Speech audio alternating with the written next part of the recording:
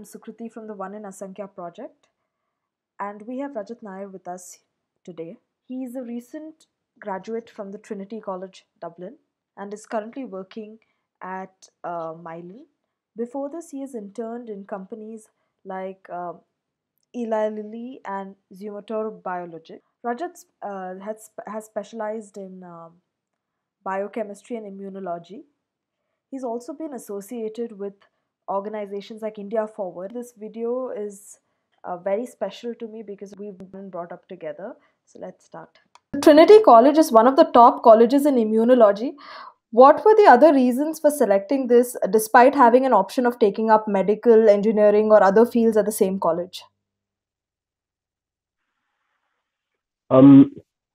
So my journey to Trinity was a little more organic. As you know, I kind of wanted to do psychology when I was in school in India, but I still wanted an element of science. And so in my head, a logical compromise between that was neuroscience, studying the brain. And after doing a bit of research, I actually found that Trinity had a really good neuroscience program. And so I applied for that. When I came into Trinity, they have a general science program, which has its pros and its cons. But one of the most fundamental pros is that you get exposure to a variety of sciences in your first 2 years. You don't have to commit to any one thing. And that's perfect for me because decision making is not my forte, to say the least. So, yeah, my first 2 years, I took geology, geography, physics, chemistry, math, statistics, literature, and you have a lot of these talks which happen in tandem with your regular classes because they invite quite esteemed speakers. You can just go and plop yourself down in a big like history convention that's going on for 2-3 days, or psychology in my case, or whatever else. And I got a lot of exposure there. But what was the coolest was in the second year, I was exposed to a module on immunology, specifically talking about your B cells and T cells and their role in the immune system, in the adaptive immune system. And I found that really fascinating because the way that they explained it was analogous to a war that's going on in your body, and how based on pathogens that are consistently attacking your body every single day, what are your different senses and the structure of that army to be able to respond to those pathologies. And then you just realize, oh, if this immune system was inactive, I'd be dead in 2 days. You know what I mean? So it's really, really potent. Yeah, and just after being exposed to that, and obviously it didn't hurt that Trinity was really, really leading the research and the narrative and the conversation about immunology research in the world. It was an easy decision to get to go in that direction. Yeah. Okay, all right. So we all know how our education system is primarily focused at engineering or medical entrances. Keeping this in mind, what were the challenges that you had faced while applying for your undergraduate studies back in the 12th standard? So, yeah, I completely agree with you. In India, success is determined if you are an engineer, is if you are a doctor, if you are a lawyer. That's what the smart kid does. If you get good grades, you should be doing that and everyone's going to swoon. So yeah, completely agree. I was in that same cycle. And to be honest, I was very close to going down that road. Very close. The significant thing that had happened, I was registered for like 13 entrance exams. And they were split between engineering and medical. And we've gone to, there was this Byju's tuition classes as well, where during hot summer months, you'd go the AC and fall asleep in there. So comfortable. And a lot of these arose because, you had the grades to be able to apply to these colleges or these exams, you know. So if you have a basic level of intelligence and you're willing to work hard enough, it's almost like a game, the whole test system. You don't write the test for knowledge, you write it to crack it and get a high score, right? Yeah. And so if it's just it's dependent on time. It's time dependent. If you spend more time practicing, you're going to get a higher grade. You can get into these things, but it doesn't necessarily indicate your interest. So for me, a very significant moment was the day before my first entrance exam. I told you I had 13 split between engineering and medical. Yeah. The day before my first paper, and we'd invested like a decent amount of money in these as well because they're expensive. The application forms, registering for the exams. I just had this, I did not care for the exam the next day at all. Like, I had no reason to want to be there. I was literally just going there because um, I had been registered with no conscious decision of my own, kind of just went with the flow of whatever anyone was telling. Of course, my situation was a little more specific, I guess, because of at that point in time, I wasn't in a space of mind to be able to make a conscious decision about which direction I wanted to go, but I just had to keep progressing. And yeah, I just realized, why am I doing this? I'm just doing this because everyone seems to say it's amazing, but in my head, I was like, absolutely not. So what were the alternatives? I sat down. I remember one evening, I just asked my mom to just sit down and actually listen to me, and not just tell me what's good for me, but actually let's have a discussion and try to break apart what it is my interest was. And she was extremely receptive. I think this idea of people just wanting us to succeed and therefore go into engineering or medicine, this thing is more from a protective instinct of like wanting your kids to do well and reach their potential. And so once I started having that conversation, just saying, hey, listen, like, I don't think I'm going to thrive in this atmosphere because I don't think I enjoy it.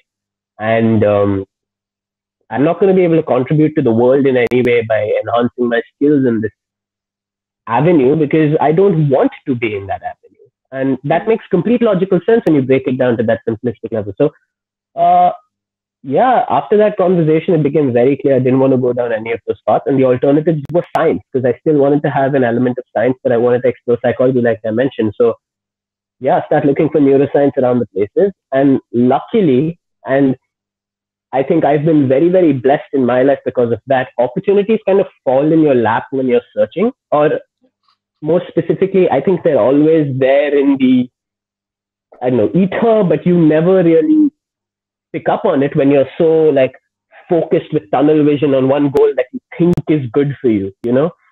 But at that point in time, when I just kind of took a step back and said, no, I don't want to do these things, you kind of realize the other alternatives that are there. So yeah, Trinity College had approached my school in some time ago, and they had said, oh, by the way, there's a scholarship that you can apply for. Of course, here I'm kind of messing up chronologies. I was aware of this beforehand as well. And I had applied to Trinity as a result of it. I'd applied to Singapore. I'd applied to, I forget, there's this one in India as well that I was thinking of. But I'm sorry, I've forgotten the name. But there were places where I could focus on fundamental science and research, and specifically with the aim to go into neuroscience that I had in my mind. But that was very clear, I was like, okay, what are my other alternatives? And that conversation was the hardest thing that I'd have to do because it's literally going up to your mother or your parents or whatever other authoritative figure you have in your life who knows what's best for you and say, listen, you don't. You are lacking some information about me and this is the way I want to take my life. Honestly, after coming here and being in Dublin, the conversation, like when you see kids having that same conversation here, it's so easy. You don't owe anything to your parents in that regard, needing to follow through in some particular line. So I think once you get this, when you get now, when I'm looking back at it, it actually wasn't as difficult a conversation as I was making it in my head. But yeah, that I think was the catalyst for me to be able to start looking elsewhere and start actually thinking that, yeah, it's a possibility for me to study something else and be able to do well in something else. Yeah. All right. Okay. So, how did you benefit from the interdisciplinary system of education in Trinity? And can you name some eminent professors or labs in your field at Trinity? Like I mentioned, my decision to be able to go into immunology as opposed to neuroscience, what I came in with, is number one. Number two, I think the variety of people that I got exposed to as a result of this interdisciplinary training was fantastic. A newfound respect for geologists, which I would have earlier, unfortunately, because of the way that I was brought up, didn't consider geography or geology a science. Yeah. They were restricted to the social sciences. You're going to go into cartography, topography, some element of surveys of the land, and boom, that's it. But now, in terms of understanding um, the mineral content of soil and how it can be interlinked to environmental studies to be able to grow the best crops with the least amount of pesticides and things which are really valid topics of conversation today. That kind of expanded my mind, and yeah, I think it's extremely important to know a little bit about what other people do, so that as and when you step into those fields, your horizons broaden, right? With what you can do with your skill set, because you know that there's this linkage with, say, geology, there's this linkage with literature. With a friend of mine, Vishal, is currently doing a linguistics, a PhD in linguistics, Wow. which is about how so he started off with neuroscience, and he the words that we use and the way that we define it's a common psychological, a psychoanalytical teaching, that the words that you use Yeah. actually say so much about the person because of the words they've chosen not to use. So he's focusing on some element of that. My understanding of that is very rudimentary. So I can't really comment on exactly what his PhD is about, but things like that, just giving an example. So that's a huge benefit of the interdisciplinary training. Yeah. In terms of the professors, eminent professors, yeah, I mean, the biggest name drop for Trinity College Dublin is Professor Luke O'Neill. He's one of the leading researchers in immunology, consistently invited to all the major conferences. Um, his big work right now is going into circadian rhythms and seeing how our natural body clock, with regards to sleep, with regards to um, melatonin, with regards to healing, inflammatory, and regulatory processes of the body, are all linked to this body clock that we have, and how different stimuli like bacterial infection or what else is my friend working on?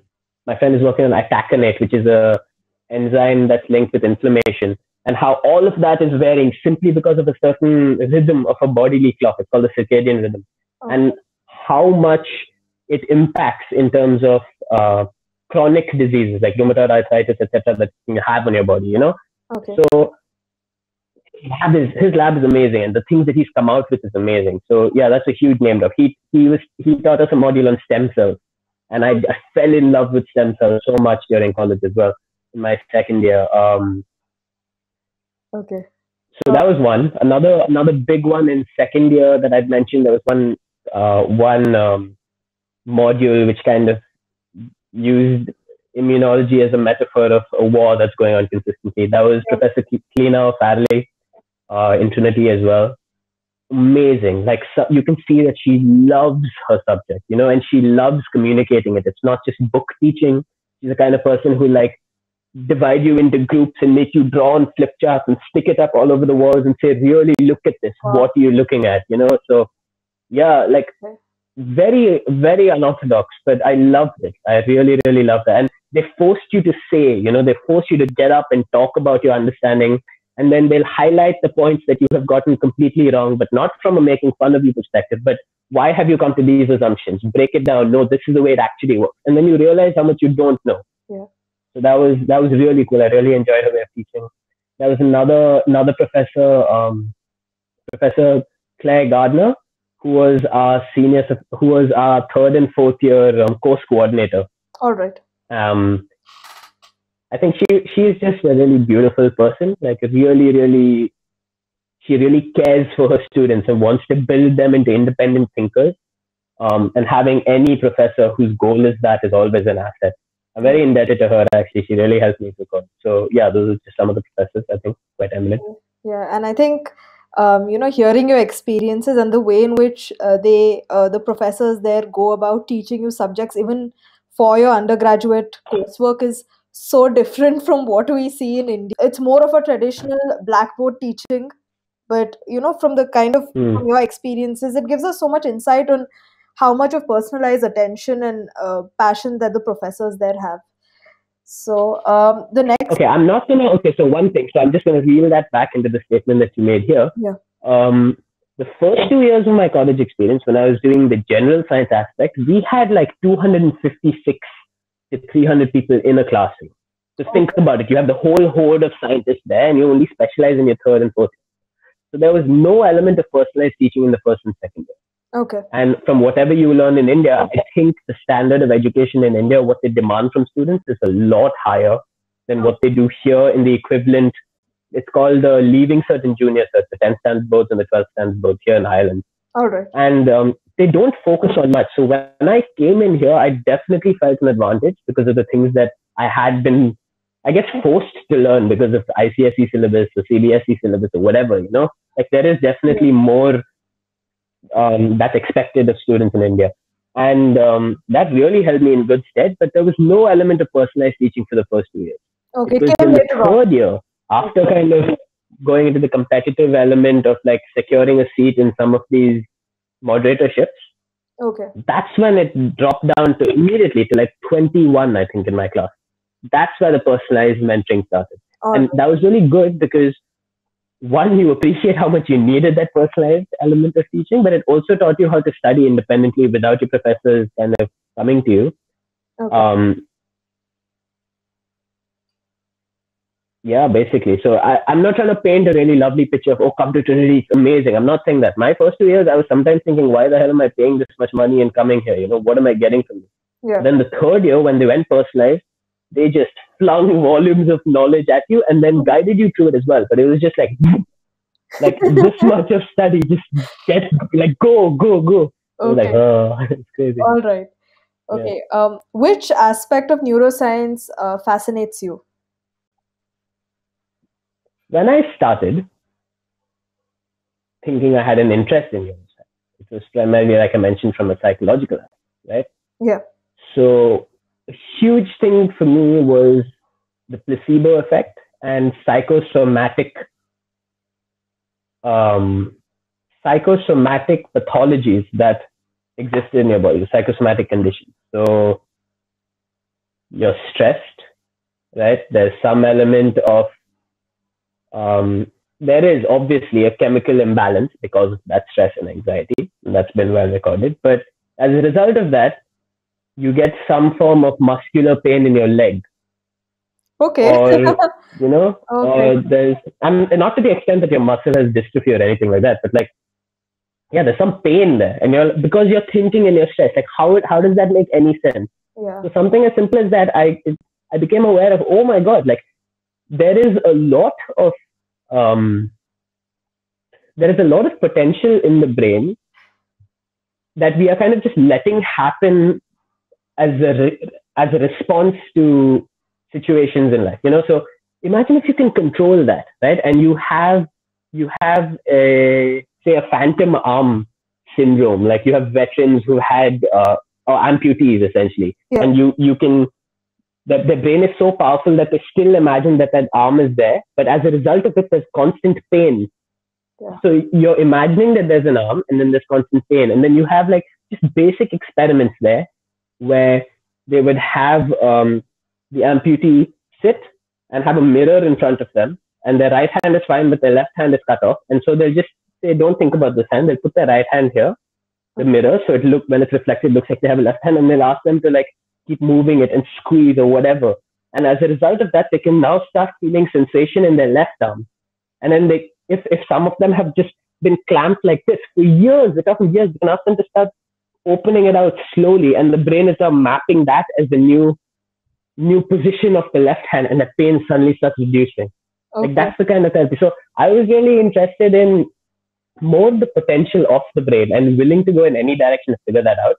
I okay, sat in a few neuroscience classes as well in my interdisciplinary approach in third year, but okay, that was focused largely on neuroimmunology. So you're looking at the immune cells that exist in the brain because the brain is like a um, more or less a sterile zone. You don't really have pathogens that enter the blood-brain barrier as much. If they do, you're kind of screwed. but Okay. You are. Don't let anything get in your brain. That's a very nice Yeah, way of putting it good across. advice for all your viewers. Yeah, yeah. But Okay. All right.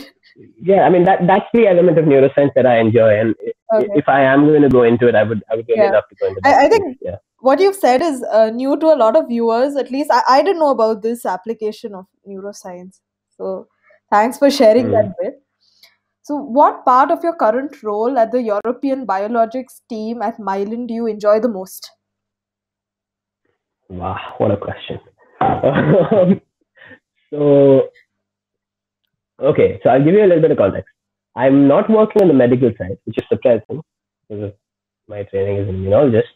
I'm working in the marketing and commercial side, right? And that surprised me. How did I get this gig? But we're working on biosimilars. Okay. So biosimilars are basically, I don't want to simplify it like generics. Okay, so you have an originator drug, which is a monoclonal antibody, say, which is from your body, you basically put in any pathogen, and then your body will form a natural response to those pathogens to be able to protect your body, right? Yeah. So then you extract the blood, and then you purify it, and then you isolate that one molecule. Then you want to multiply that molecule, you'll put it into some other biological vector, cause it to expand, and then extract it again, and you have a lot of monoclonal antibodies.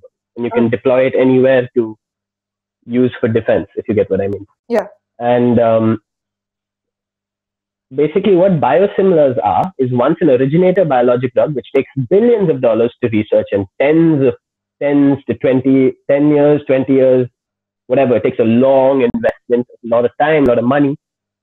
Once that's put into market, it usually has a patent of about, probably in the market for about 14 years, not lesser. And once that's done and the patent comes off, then the biosimilar companies will be able to recreate those molecules.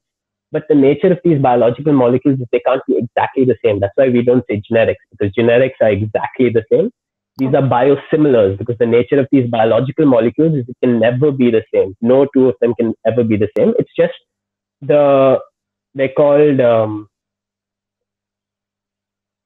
all right, I wouldn't say CDR. So they're called complementarity dependent regions, CDR.